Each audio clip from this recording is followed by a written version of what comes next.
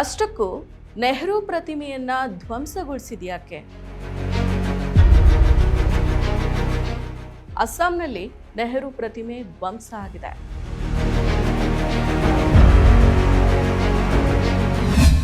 ನಮಸ್ಕಾರ, ಈ ದಿನ.comಗೆ ಸ್ವಾಗತ. ನಾನು ಸಪನ. ಅಸ್ಸಾಂ ರಾಜ್ಯದ ಕಚಾರ್ ಜಿಲ್ಲೆಯ ಪೈಲಾಪೋಲ್ ಪ್ರದೇಶದಲ್ಲಿ ನಡೆದ ಪ್ರತಿಮೆ ಧ್ವಂಸ ಘಟನೆ ಚರ್ಚೆಗೆ ಗ್ರಾಸ ಆಗಿದೆ. ಭಾರತದ ಮೊದಲ ಪ್ರಧಾನಮಂತ್ರಿ ಜವಾಹರ್ಲಾಲ್ ನೆಹರು ಅವರ 10 ಅಡಿ ಎತ್ತರದ ಪ್ರತಿಮೆಯನ್ನ ಅಪರಿಚಿತ ದುಷ್ಕರ್ಮಿಗಳು ಕೆಡವಿದ ಘಟನೆ ಸಿಸಿಟಿವಿ ದೃಶ್ಯಗಳಲ್ಲಿ ಸೆರೆಯಾಗಿದೆ. ಸಾರ್ವಜನಿಕ ವಲಯದಲ್ಲಿ ಈ ಘಟನೆ ಆತಂಕವನ್ನ ಮೂಡಿಸಿದೆ. ಈ ಕೃತ್ಯದ ಬಗ್ಗೆ ಆಡಳಿತಾರೂಢ ಬಿಜೆಪಿ ಮೌನ ವಹಿಸಿರುವುದನ್ನ ಪ್ರತಿಪಕ್ಷ ಕಾಂಗ್ರೆಸ್ ಪ್ರಶ್ನೆಯನ್ನ ಮಾಡಿದೆ. ಈ ಪ್ರಕರಣ ರಾಜಕೀಯ ವಿವಾದದ ಸ್ವರೂಪವನ್ನ ಪಡೆದಿದೆ. ಲಖೀಪುರ ಪೊಲೀಸ್ ಠಾಣಾ ವ್ಯಾಪ್ತಿಯ ಪೈಲಾಪೋಲ್ ಮಾರುಕಟ್ಟೆಯಲ್ಲಿ ಸೋಮವಾರ ಹಾಗೂ ಮಂಗಳವಾರದ ನಡುವಿನ ರಾತ್ರಿ ಈ ಘಟನೆ ನಡೆದಿದೆ. ಮಂಗಳವಾರ ಬೆಳಿಗ್ಗೆ ವಾಕಿಂಗ್ ಹೋಗ್ತಾ ಇರೋರು ಧ್ವಂಸಗೊಂಡ ಪ್ರತಿಮೆಯನ್ನ ಗಮನಿಸಿದ್ದಾರೆ. ತಕ್ಷಣವೇ ಪೊಲೀಸರಿಗೆ ಈ ಬಗ್ಗೆ ಮಾಹಿತಿಯನ್ನ ನೀಡಿದೀವಿ. ಆರಂಭದಲ್ಲಿ ಪ್ರತಿಮೆ ತಾನಾಗಿಯೇ ಬಿದ್ದಿದೆ ಅಂತ ಅಧಿಕಾರಿಗಳು ಹೇಳ್ಕೊಂಡ್ರು. ಆದರೆ ಸಿಸಿಟಿವಿ ದೃಶ್ಯಾವಳಿಗಳಿಂದ ಈ ಕೃತ್ಯ ಬಯಲಾಗಿದೆ. ಅಗಿಯೋ ಯಂತ್ರದ ಸಹಾಯದಿಂದ ಪ್ರತಿಮೆಯನ್ನ ಧ್ವಂಸಗೊಳಿಸಲಾಗಿದೆ ಅಂತ ಕಾಂಗ್ರೆಸ್ನ ನಾಯಕ ಪ್ರದೀಪ್ ಕುಮಾರ್ ಡೇ ಬುಧವಾರ ತಿಳಿಸಿದ್ದಾರೆ. 1965ರಲ್ಲಿ ಸ್ಥಾಪನೆಯಾದ ನೆಹರು ಕಾಲೇಜಿನ ಮುಂದೆ ಈ ಪ್ರತಿಮೆಯನ್ನ 2000ರಲ್ಲಿ ಸ್ಥಾಪನೆ ಮಾಡಲಾಯಿತು. 1953ರಲ್ಲಿ ನೆಹರು ಅವರ ಹೆಸರಿನ ಪ್ರೌಢಶಾಲೆಯನ್ನ ಸ್ಥಾಪಿಸಿದ ಕಾಲದಿಂದನೂ ಈ ಪ್ರದೇಶ ದೇಶದ ಮೊದಲ ಪ್ರಧಾನಿ ನೆಹರು ಅವರನ್ನ ಗೌರವಿಸೋ ಸಂಪ್ರದಾಯವನ್ನ ದೀರ್ಘಕಾಲದಿಂದನೂ ಹೊಂದಿದೆ. ದೇಶದ ಮೊದಲ ಪ್ರಧಾನಿಯನ್ನ ಗೌರವಿಸೋ ದೊಡ್ಡ ಸಂಸ್ಕೃತಿ ನಮ್ಮಲ್ಲಿದೆ ಅಂತ ಕಾಂಗ್ರೆಸ್ನ ನಾಯಕ ಪ್ರದೀಪ್ ಕುಮಾರ್ ಡೇ ಅವರು ಹೇಳಿದ್ದಾರೆ. 2000ರಲ್ಲಿ ಪ್ರತಿಮೆ ಸ್ಥಾಪನೆ ವೇಳೆ ದಿವಂಗತ ಕೇಂದ್ರ ಸಚಿವ ಸಂತೋಷ್ ಮೋಹನ್ ದೇವ್ ಮತ್ತು ಮಾಜಿ ರಾಜ್ಯ ಸಚಿವ ದಿನೇಶ್ ಪ್ರಸಾದ್ ಗೋಲಾ ಭಾಗವಹಿಸಿದ್ರು ಅಂತ ನೆನಪು ಮಾಡಿಕೊಂಡಿದ್ದಾರೆ.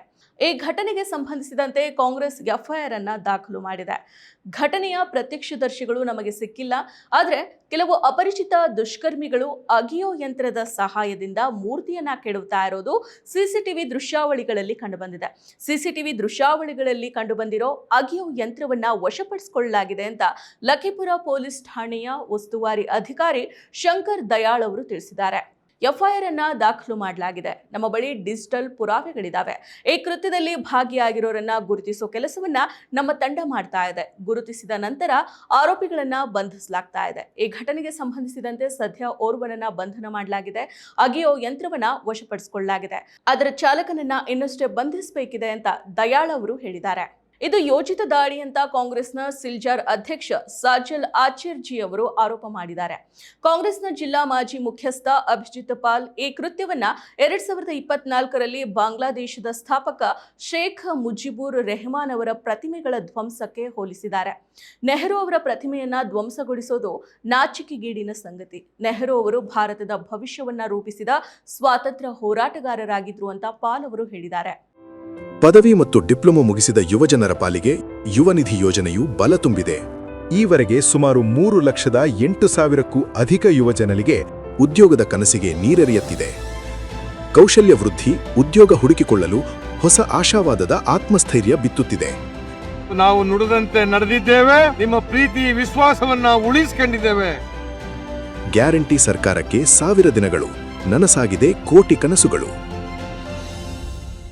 ಕೆಲವರು ತಮ್ಮ ರಾಜಕೀಯಕ್ಕಾಗಿ ನೆಹರು ಅವರನ್ನ ಇಷ್ಟಪಡೋದಿಲ್ಲ, ಆದರೆ ಅವರ ಪ್ರತಿಮೆಯನ್ನ ಧ್ವಂಸಗೊಳಿಸೋದು, ಬಾಂಗ್ಲಾದೇಶದ ಪಿತಾಮಹನ ಪ್ರತಿಮೆಗಳನ್ನ ಹೇಗೆ ಧ್ವಂಸಗೊಳಿಸಲಾಯಿತು ಅನ್ನೋದನ್ನ ನನಗೆ ನೆನಪಿಸುತ್ತೆ. ಎರಡರ ಹಿಂದಿನ ಉದ್ದೇಶ ಒಂದೇ ಆಗಿದೆ ಅಂತ ಪಾಲ್ ಅವರು ತಿಳಿಸಿದ್ದಾರೆ. ಈ ಪ್ರದೇಶ ಬಿಜೆಪಿ ಶಾಸಕ ಕೌಶಿಕ್ ರೈ ಅವರ ಕ್ಷೇತ್ರದ ವ್ಯಾಪ್ತಿಗೆ ಬರುತ್ತೆ. ರೈ ಅವರು ಸಚಿವರಾಗಿದ್ದಾರೆ, ಆದರೆ ಈ ಘಟನೆ ವಿರುದ್ಧ ಒಂದೇ ಒಂದು ಮಾತನ್ನು ಕೂಡ ಅವರು ಆಡಿಲ್ಲ ಅಂತ ಪಾಲ್ ಅವರು ಹೇಳಿದ್ದಾರೆ. ಇನ್ನು ಘಟನೆ ನಡೆದ ಕ್ಷೇತ್ರದಲ್ಲಿ ಸ್ಥಳೀಯ ಬಿಜೆಪಿ ಶಾಸಕರು ಮತ್ತು ಸಚಿವ ಕೌಶಿಕ್ ರೈ ಅವರ ಹೇಳಿಕೆ ನೀಡದೆ ಇದ್ದದಕ್ಕಾಗಿ ಕಾಂಗ್ರೆಸ್ ಅವರನ್ನ ಟೀಕೆ ಮಾಡಿದೆ. ಬಿಜೆಪಿ ಶಾಸಕ ಕೌಶಿಕ್ ರೈ ಕರೆಗಳಿಗೆ ಪ್ರತಿಕ್ರಿಯೆಯನ್ನ ನೀಡ್ತಾ ಇಲ್ಲ. ಇತರ ಬಿಜೆಪಿ ನಾಯಕರು ಈ ವಿಷಯದ ಬಗ್ಗೆ ಪ್ರತಿಕ್ರಿಯೆಯನ್ನ ನೀಡೋದಕ್ಕೆ ಇದುವರೆಗೂ ನಿರಾಕರಿಸಿದ್ದಾರೆ.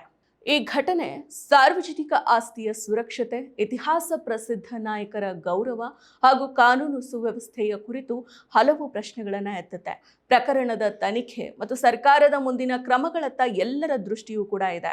ಆಧುನಿಕ ಭಾರತವನ್ನ ನಿರ್ಮಿಸಿದ ಶ್ರೇಷ್ಠ ನಾಯಕರಲ್ಲೊಬ್ಬರಾದ ಜವಾಹರ್ಲಾಲ್ ನೆಹರು ಸ್ವಾತಂತ್ರ್ಯ ಚಳುವಳಿಗೆ ಪೂರ್ಣವಾಗಿ ತಮ್ಮನ್ನ ತಾವು ಅವರು ಸಮರ್ಪಿಸಿಕೊಂಡಿದ್ರು. ಸ್ವಾತಂತ್ರ್ಯ ಹೋರಾಟದಲ್ಲಿ ಮಹತ್ವದ ಪಾತ್ರವನ್ನ ವಹಿಸಿದ್ರು.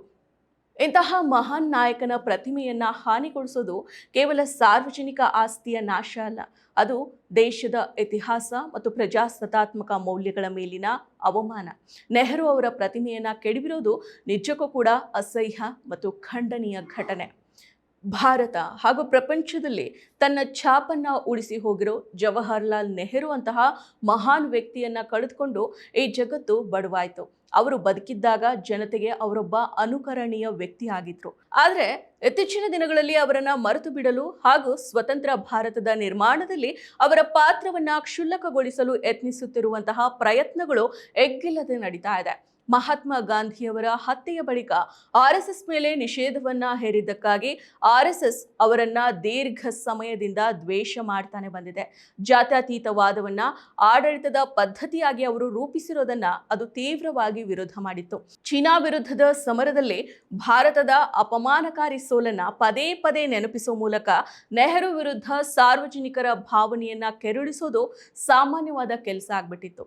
ನೆಹರು ಅವರ ಆಲಿಪ್ತ ವಿದೇಶಾಂಗ ನೀತಿ ಹಾಗೂ ಸರ್ಕಾರಿ ಯೋಜನೆಗಳಲ್ಲಿ ಅವರಿಗಿದ್ದ ನಂಬಿಕೆಯನ್ನ ಪ್ರಶ್ನೆ ಮಾಡಲಾಯಿತು. ಸಾರ್ವಜನಿಕ ಬದುಕಿನಲ್ಲಿ ಅವರಿಗಿದ್ದ ಪ್ರಾಮುಖ್ಯತೆಯ ವಿರುದ್ಧ ಹಲವರು ವಿರೋಧವನ್ನ ವ್ಯಕ್ತಪಡಿಸಿದ್ರು. ಕಾಂಗ್ರೆಸ್ ಪಕ್ಷ ಅವರ ಪ್ರತಿಮೆಗಳನ್ನ ಸ್ಥಾಪಿಸಿರುವುದನ್ನ, ರಸ್ತೆಗಳು ಹಾಗೂ ಹಲವಾರು ಸರ್ಕಾರಿ ಯೋಜನೆಗಳಿಗೆ ಅವರ ಹೆಸರಿಟ್ಟಿರುವುದನ್ನ, ಅವರ ಚಿತ್ರವಿರೋ ಹಲವಾರು ಜಾಹೀರಾತುಗಳನ್ನ ಸುದ್ದಿ ಪತ್ರಿಕೆಗಳಲ್ಲಿ ಪ್ರಕಟ ಮಾಡ್ತಾ ಇರೋದಕ್ಕಾಗಿ ಅನೇಕರು ಅಸಮಾಧಾನವನ್ನ ಪಟ್ಕೊಂಡಿದ್ದಾರೆ. ಒಟ್ಟಿನಲ್ಲಿ ಹೇಳ್ಬೇಕಂದ್ರೆ ನೆಹರು ಅವರನ್ನ ಒಬ್ಬ ಕ್ರಿಮಿನಲ್ನಂತೆ ಚಿತ್ರಿಸೋ ಎಲ್ಲ ಕೆಲಸವನ್ನ ಈ ಹಿಂದುತ್ವ ಸಂಘಟನೆಗಳು ಎಗ್ಗಿಲ್ಲದೇನೆ ಮಾಡ್ತಾ ಇದ್ದಾವೆ. ಆದ್ರೆ ಕತ್ತೆಗೇನು ಗೊತ್ತು ಕಸ್ತೂರಿ ವಾಸನೆ ಅನ್ನುವಂತೆ ನೆಹರು ಅಂತಹ ಮಹಾನ್ ವ್ಯಕ್ತಿಯ ಬಗ್ಗೆ ಇವರಿಗೆ ತಿಳಿಯೋದಿಲ್ಲ. ನೆಹರು ನಿಜಕ್ಕೂ ಭಾರತಕ್ಕಾಗಿ ಬಾಳ್ದವರು. ನೆಹರು ಅವರ ಛಾಪು ಇಲ್ಲದ ಅಥವಾ ಅವರ ಪ್ರಭಾವವಿಲ್ಲದೆ ಇರೋ ಈ ಸ್ವತಂತ್ರ ಭಾರತದ ನಂತರ ಯಾವುದೇ ಸಾರ್ವಜನಿಕ ಸಂಸ್ಥೆ ಕಾಣಸಿಗೋದು ಅಪರೂಪ. ಸ್ವಾತಂತ್ರ್ಯ ಭಾರತದ ನಿರ್ಮಾಣದಲ್ಲಿ ನೆಹರು ಅವರ ಪಾತ್ರವನ್ನ ಕಡೆಗಣಿಸೋದಂದ್ರೆ, ಅವರನ್ನ ಮರೆಯೋದು ಅಂದ್ರೆ ದೇಶಕ್ಕೆ ದ್ರೋಹ ಮಾಡದಂತೆ ಅಂದ್ರೆ ತಪ್ಪಾಗೋದಿಲ್ಲ. ಇನ್ನು ಇಂತಹ ಕೃತ್ಯಗಳು ಸಾರ್ವಜನಿಕ ಆಸ್ತಿಯನ್ನ ಹಾಳುಗೆಡುವುದರ ಜೊತೆಗೆ ಸಮಾಜದಲ್ಲಿ ಅನವಶ್ಯಕ ಉದ್ವಿಗ್ನತೆ ಉಂಟು ಮಾಡುವ ಸಾಧ್ಯತೆಯನ್ನ ಹೊಂದಿದ್ದಾವೆ. ಈ ಹಿನ್ನೆಲೆಯಲ್ಲಿ ಕಾನೂನು ಸುವ್ಯವಸ್ಥೆಯನ್ನ ಕಾಯ್ದುಕೊಳ್ಳೋದು ಮತ್ತು ತಪ್ಪಿತಸ್ಥರ ವಿರುದ್ಧ ಕಠಿಣ ಕ್ರಮವನ್ನ ಕೈಗೊಳ್ಳೋದು ಅತ್ಯಂತ ಅಗತ್ಯ. ರಾಜಕೀಯ ಪಕ್ಷಗಳು ಪರಸ್ಪರ ಆರೋಪ ಪ್ರತ್ಯಾರೋಪಗಳಲ್ಲಿ ತೊಡಗೋದಕ್ಕಿಂತ ಸಮಾಜದಲ್ಲಿ ಶಾಂತಿ ಮತ್ತು ಸೌಹಾರ್ದತೆಯನ್ನ ಕಾಪಾಡೋ ದಿಕ್ಕಿನಲ್ಲಿ ಕೆಲಸ ಮಾಡೋದು ಇದೀಗ ಮುಖ್ಯ ಆಗಿದೆ.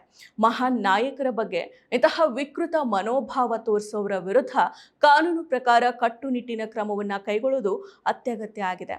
ತಪ್ಪಿತಸ್ಥರನ್ನ ಪತ್ತೆ ಹಚ್ಚಿ ಅವರನ್ನ ಶಿಕ್ಷಿಸುವ ಮೂಲಕ ಸಮಾಜದಲ್ಲಿ ಕಾನೂನು ಸುವ್ಯವಸ್ಥೆಯ ಮೇಲೆ ವಿಶ್ವಾಸವನ್ನ ಬಲಪಡಿಸಬೇಕಾಗಿದೆ. ರಾಜಕೀಯ ಭಿನ್ನಾಭಿಪ್ರಾಯಗಳಿಗಿಂತ ಮೇಲಾಗಿ ಇತಿಹಾಸ ಪ್ರಸಿದ್ಧ ನಾಯಕರಿಗೆ ಗೌರವವನ್ನ ಸಲ್ಲಿಸೋ ಸಂಸ್ಕೃತಿ ಉಳಿಸಬೇಕಾಗಿದೆ.